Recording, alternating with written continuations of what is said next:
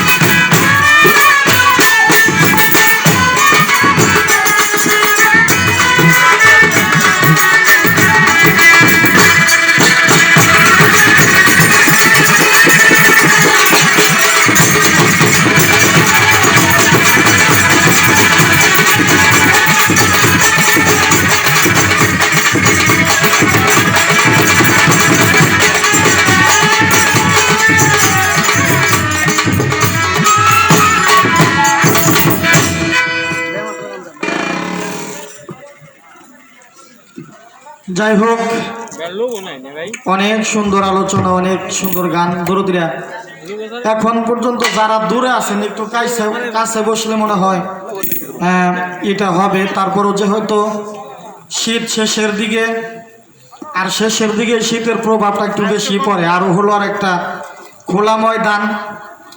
এটা আমি তো পীর সাহেব না, তবে পীর সাহেবের ভক্ত যে হয়তো আমার কাকা যিনি আয়োজক, ওনারা বলছিলাম বাপধন একটু এই মঞ্চটা করতেছেন চতুর্পাশে একটু দিয়ে দিয়েন, বেড়া দিয়ে দিলে তারপর অনেকটাই হবে। অনেক ছড়ানো ভরানো তো, এই জন্য লোক 2-4 হাজার থাকলেও দেখা যাওয়ার কথা না, সেই তুলনায় তো কমই। তারপরও যদি আছেন কাছাকাছি জমেন। আবারও আমাকে 2-1টি কথা বা কিছু গান করতে হবে। দরদিরা শেষ রাতে একটা কথা মনে পড়ছে, কমু দেখবেন এই চৌহালির হাটে নৌকা বানায় না গো দরদিরা, যারে কয় আকাটা নৌকা, মানে ওইটা বর্ষা মাস কত কত নৌকা মনে করেন অর্ধেক বর্ষায় নামায়, তারপরেও বর্ষা শেষ হওয়ার আগেই ভাঙ্গে যায়, এরকম নৌকা বানায় আছে না। তো একজনে নৌকা কিনছে, নৌকা কেনার পরে 2 সপ্তাহ পর আবার ওই হাটে গেছে। হাটে যাওয়ার পরে ওই যে নৌকা ওর কাছে বেচছে ও কইতাছে, তে এ ভাই নৌকা কি নিবেন নাকি? ভাই মিয়া 2 সপ্তাহ আগে নৌকা নিলাম, এখনই নৌকা নিব নাকি? তো ওই লোকে আবার ওর পুলাই রয়েছে আরেক পাশে, আরে ডাক দিয়ে করেছে, আরে গেতা 2 সপ্তাহ আগে নৌকা নিছে, এখন বলে নৌকা ওটা আছেই, মানে 2 সপ্তাহ আগে নৌকা নিছে, এখন বলে নৌকা ওটা আছে। আমি এইটাই কইলাম, আমার দরদি গান গাইতেছে নবী তত্ত্ব। ঘটনা বললো কার? সাইজি লালনের সিরাজ সাইজির ওনারও একজন মুর্শিদ আছে, এই জন্য আপনারে ধন্যবাদ।